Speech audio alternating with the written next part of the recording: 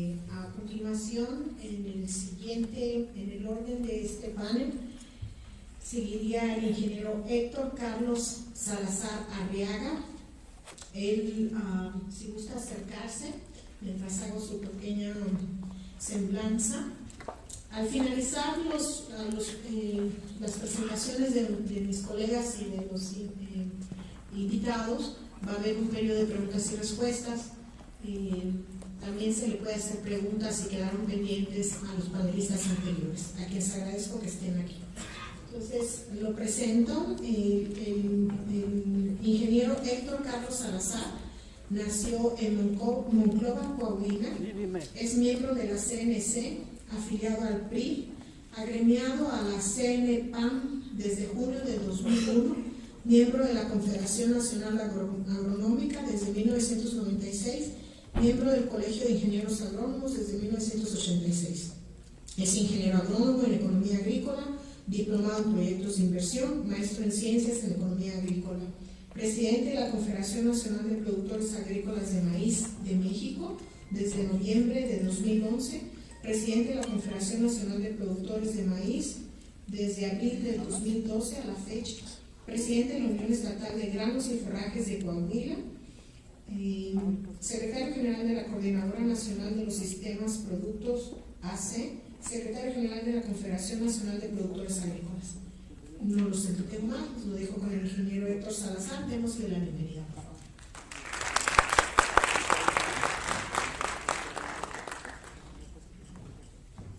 Buenas tardes a todos. Pues siempre el ser de los últimos es ventaja, ¿verdad? Sí, dijeron lo que iba a decir uno, pero pues básicamente me toca hablar de los alimentos, de este reto que tiene la humanidad, dar algunas referencias sobre el sistema alimentario mexicano que en el periodo de José López Portillo, y hacer algunos planteamientos sobre esto que enfrentamos, ¿no? Por favor, la primera lámina. El diagnóstico del planeta, en términos generales, en la cuestión de alimentos, pues diariamente se incorporan 200,000 nuevas bocas que alimentar en el planeta. Esto quiere decir que son 6 millones mensuales de nuevos habitantes que consumen, 73 millones anuales, y que al 2050 pues llegaremos a la cifra de 9,100 millones de habitantes que competiremos por los alimentos, según las estadísticas de la FAO. Y también según la FAO, la producción mundial de alimentos debería aumentar en un 70% para cubrir estas necesidades. Pero hay una cuestión importante a considerar, que es el agotamiento de muchos recursos vitales para nuestro planeta y nuestra especie, como ya lo han mencionado algunos que me han antecedido. Y esto es fruto principalmente de la búsqueda de beneficios particulares en el corto plazo, o sea, la liberación comercial a favor del capital privado, en ausencia del Estado, que cada vez se retira más de las decisiones, constituye uno de los factores más preocupantes del problema de la actual situación de emergencia planetaria. Un dato importante es que la masa forestal en los últimos 100 años se ha perdido en casi la mitad de esta superficie, y esto quiere decir que se pierden anualmente 11.2 millones de hectáreas de bosques, que son parte importante de la cuestión ambiental, ¿no? Los casos más dramáticos de pérdida de recursos son los recursos fósiles, el petróleo, el agua, la contaminación y pérdida de cuerpos de agua, el recurso pesquero, que cada vez se agota más, no solamente en los cuerpos de agua dulce del continente, sino en los litorales y en alta mar. Y como podemos resumir esto, es que si fuera posible extender a todos los seres humanos el nivel de consumo de los países desarrollados en este momento, pues se necesitaría contar con 3 planetas más para atender esta demanda global.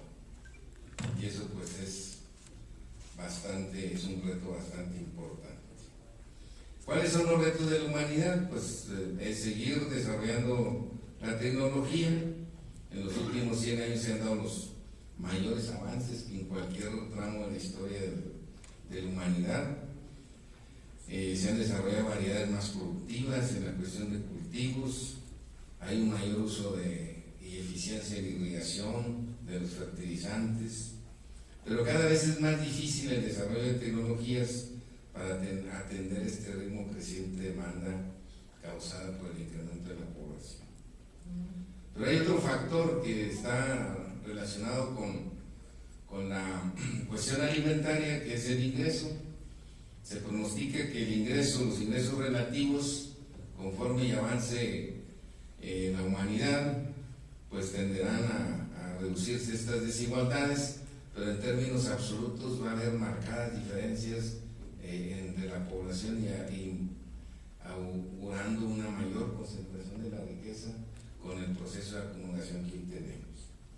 Entonces, unos cuantos tendrán muchos recursos y otros muchos tendrán muy pocos recursos para satisfacer el primer paso para tener alimentos, que es tener dinero, es tener ingresos.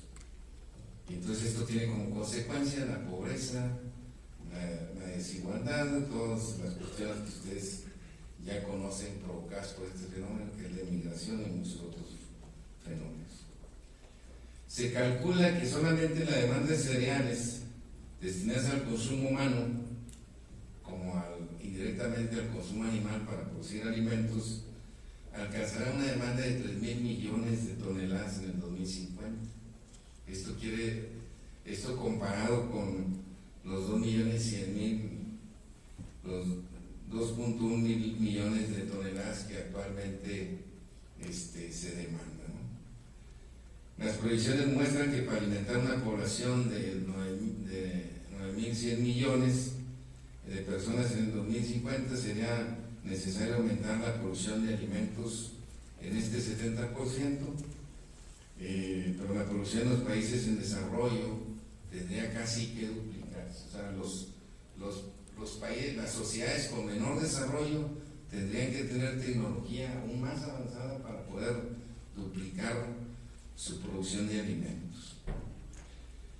Por otro lado, la superficie cultivable se tendrá que incrementar, o se pronostica se incrementará en 70 millones de hectáreas, un poco cerca del 5%, pero aquí hay un factor importante, que los países en desarrollo aumentarían en 120 millones de hectáreas su superficie cultivable, pero los países en desarrollo también disminuirían su superficie en cerca de 50 millones de hectáreas.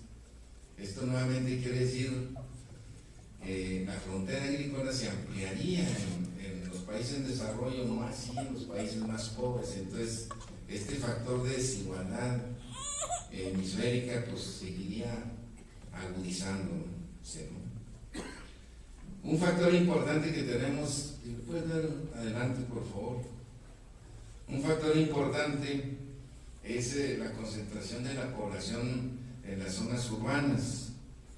Esta urbanización va a seguir aumentando a un ritmo muy acelerado y pasará de representar el 70% de la población en el 2050.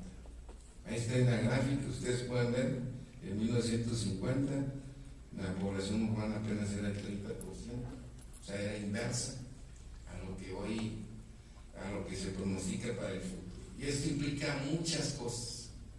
Implica el abandono de la atención a los recursos naturales que se encuentran en las zonas urbanas, el cuidado de las tierras que se abrieron al cultivo y que no se van a cultivar y que son una fuente de erosión importante, el cuidado de los cuerpos de agua, de muchas otras cuestiones. Este fenómeno de urbanización implica muchas cosas, sin dejar de considerar que los primeros asentamientos humanos o los asentamientos humanos más importantes se dieron cerca de donde había los mejores recursos naturales, ¿no? Donde había ríos, donde había las tierras más fértiles.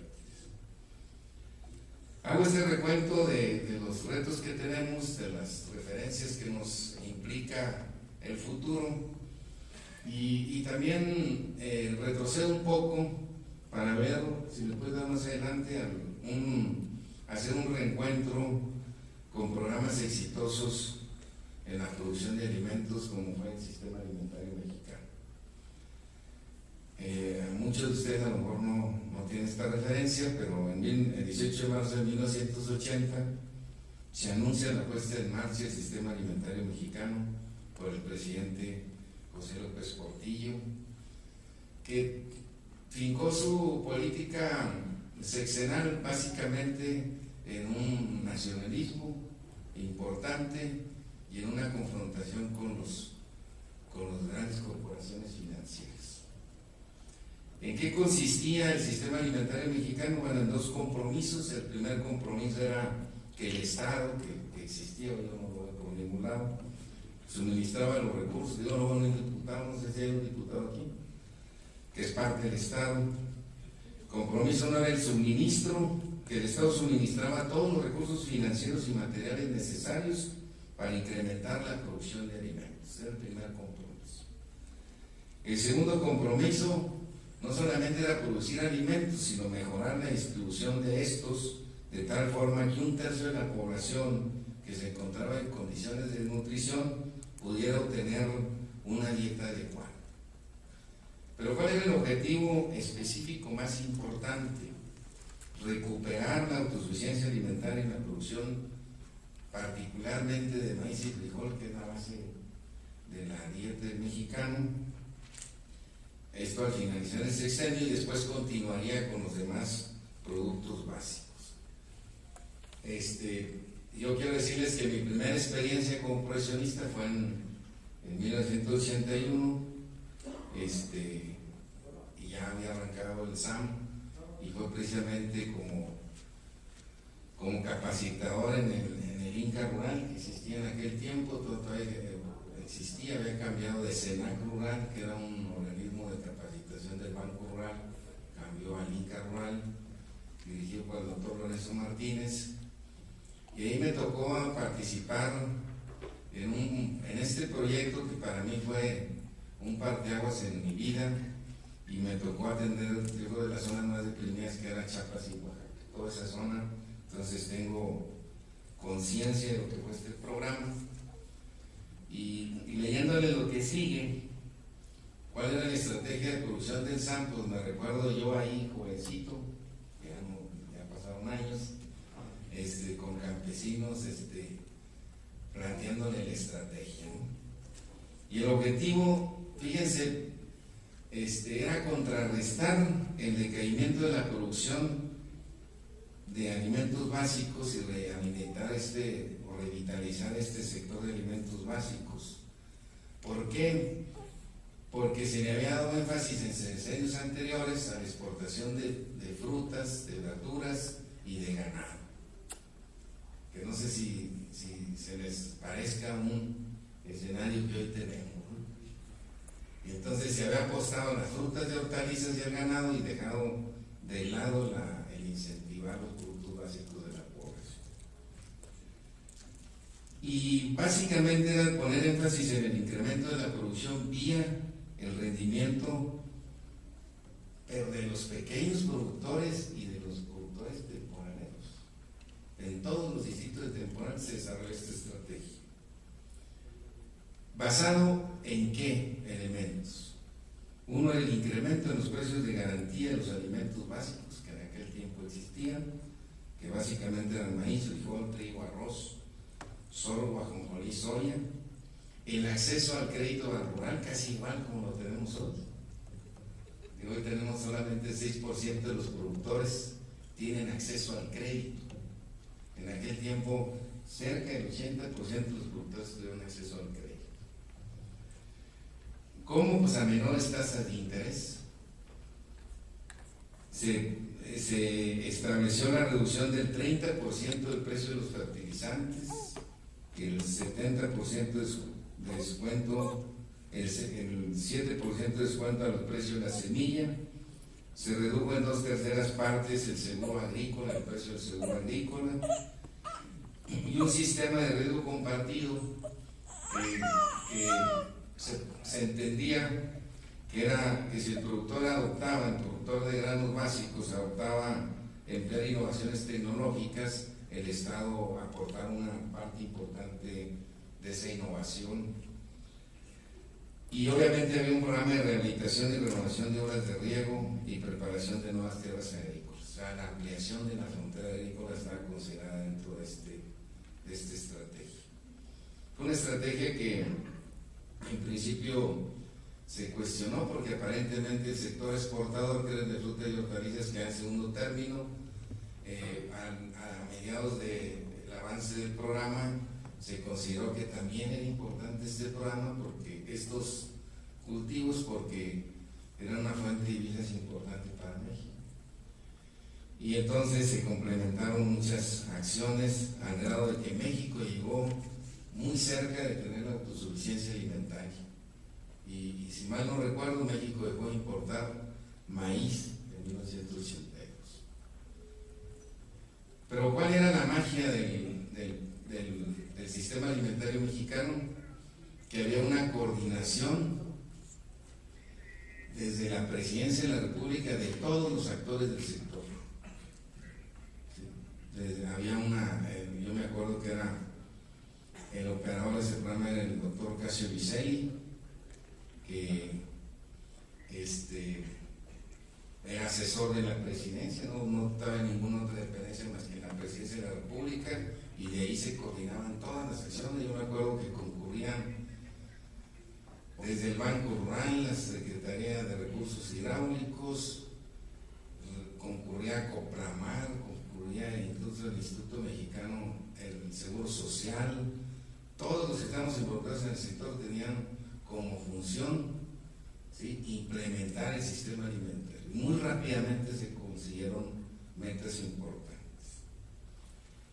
Pero yo termino esta parte comentándoles que lo que dijo este señor, que era el coordinador del SAM en 1978, dijo que la creciente especialización de México en la producción de frutas y verduras y ganado era en gran medida la causante de la erosión del sector de los productores de básicos y de la marginación de la población rural. Y se los quise poner aquí porque hoy pasa exactamente lo mismo. O sea, el hombre o la sociedad mexicana llega a implementar nuevamente políticas que ya fueron superadas con otras alternativas en el pasado y sigue entregando gran parte de las decisiones al sector financiero y al sector privado. Y el Estado sigue en una ausencia, que yo creo que es la ausencia más lamentable, que pudiera compararla con la familia, ¿no? El papá se dedica a la usura del dinero que gana, ¿sí?, a la diversión, y no le pone alimentos a los hijos. Entonces nosotros tenemos que seguir en este derroche y de quedar bien con el vecino y con los otros países, seguir sacrificando la alimentación, la seguridad social de los mexicanos y muchos otros aspectos que son constitucionalmente responsabilidad del Estado. Y aquí incluye no solamente al gobierno, sino al poder legislativo y al poder judicial. Y entonces le continúo y hagan de cuenta que me retrocedo antes de 1978 con Casio Vicelli, y los problemas son los mismos. Retos de México, dependencia del exterior. Ahí ustedes ven los porcentajes de dependencia que hoy tenemos en arroz, el 76%, en soya el 96%, en trigo el 30% y el maíz casi el 35% en este momento. Y la urgencia es el mismo llamado que en aquel tiempo planteó el inicio del sistema alimentario mexicano, que era recuperar nuestra soberanía alimentaria. ¿Sí? Y pongo un dato más adelante. ¿Qué significa importar 15 millones de toneladas de granos?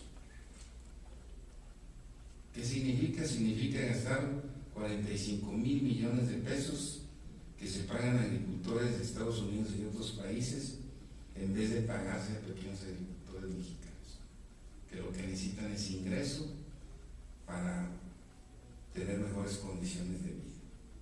Este es suficiente dinero para sacar de la pobreza extrema a 7.9 millones de personas. Y entonces,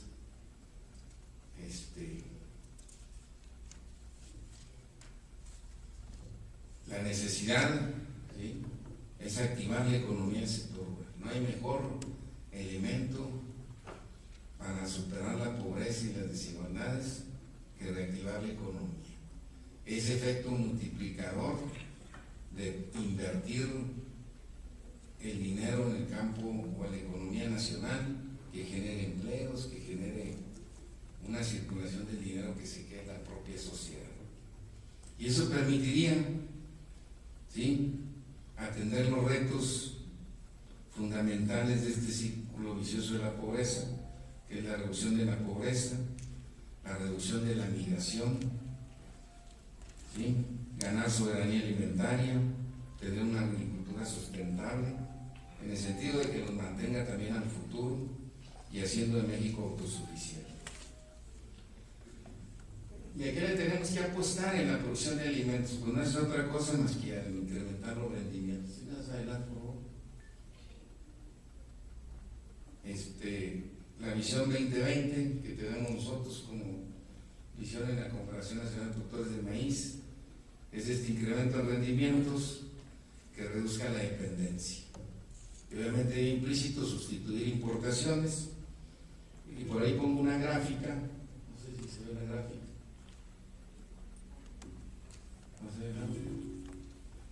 En la que, en el caso de maíz, pongo el ejemplo de maíz, si incrementamos los rendimientos, tenemos una gráfica abajo que significa la tendencia del rendimiento en este momento, o sea, no llegaríamos en el 2020 ni a 3.7 toneladas por hectárea. Hoy necesitamos, con una visión de atender este tema, el rendimiento, proponemos mejores tecnologías que nos lleven a rendimientos de 5.3 toneladas por hectárea al futuro en toda la superficie, tanto agrícola como de riego, que es más o menos el promedio mundial, ¿sí?, que se pronostica tendremos en ese momento. Y bueno, para terminar, porque sé que se ha agotado el tiempo, ¿cuáles son los desafíos de la política agropecuaria desde nuestro punto de vista? Sin duda, intensificar programas de innovación tecnológica para recuperar este rezago en productividad y competitividad. O sea, no se puede hacer el incremento en productividad y competitividad sin tecnología. Y el incrementar la productividad obviamente también va relacionado con el aumento de los ingresos de los productores y de la producción nacional de alimentos. Los pequeños agricultores, si bien ha sido atacado el minifundio, la única alternativa es que produzcan más por superficie en esas tierras. Y por otro lado, la política agropecuaria debe ser una política agropecuaria nacional, debe ajustarse a las condiciones del país y no seguir padrones de la política agrícola de Estados Unidos, porque tenemos una estructura agraria completamente diferente. México es más parecido al mundo, porque el mundo, la mayoría de los países son minifundistas, y nos queremos comparar con países como Estados Unidos, Argentina, Brasil, que son los pocos del mundo que tienen grandes extensiones en superficie agrícola. El gobierno federal, los productores organizados, empresarios y consumidores en general, debemos de continuar perfeccionando la agricultura por contrato, reduciendo la dependencia actual del maíz amarillo, porque importamos cerca de 10 millones de maíz amarillo transgénico, ¿sí?, y no podemos producir otro maíz transgénico en México, es un absurdo. Pero también ya empezamos a depender del maíz blanco de Sudáfrica, también transgénico, otros granos y oleaginosas, como lo vieron en la gráfica que les pasé anteriormente. México tiene que invertir en fomentar la investigación, los estudios de análisis de riesgo, bajo estricto rigor científico, y liberar los organismos genéticamente modificados para el uso de la agricultura comercial. No podemos competir con los maiceros de Estados Unidos con tecnologías diferentes. Siempre vamos a ser dependientes si no elevamos el nivel de nuestra tecnología. Diseñar y ejecutar una política de mercado ecoambiental para el sector agropecuario, para el ordenamiento regulatorio. Es necesario que entremos a los mercados ambientales donde las grandes industrias paguen por el deterioro de los recursos. Hoy no pagan nada y se quedan fundaciones que no tienen ninguna relación con el sector productivo nacional, con esos bonos de carbono y estas cuestiones que hablan, que si bien tienen sus cuestionamientos, es un mercado que está ahí, pero que desgraciadamente no es beneficio al campo, no es beneficio al campesino mexicano.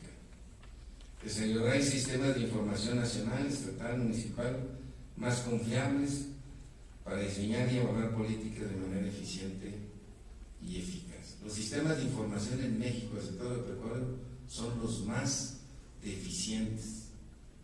Si uno quiere conocer lo que está pasando en México o lo que va a pasar en México en el pronóstico del clima, de los mercados, tiene que recurrir a la Bolsa de Chicago, a LUSA o a otros sistemas de información, porque aquí no hay sistemas de información suficientes para tomar decisión.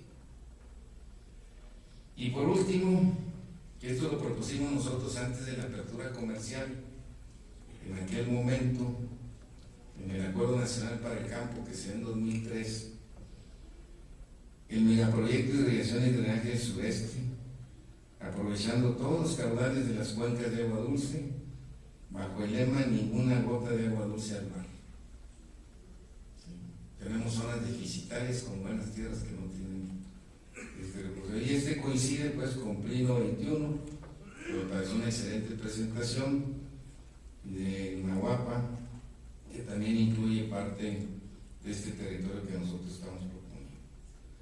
Y por último, bueno, pues agradecer al movimiento la invitación que nos hace, y creemos que se abre dentro de poco un espacio para el sector agropecuario de discusión de fondo para hacer la reforma para el campo que tanto se ha anunciado y tanto se ha discutido, donde yo no he visto propuestas trascendentes.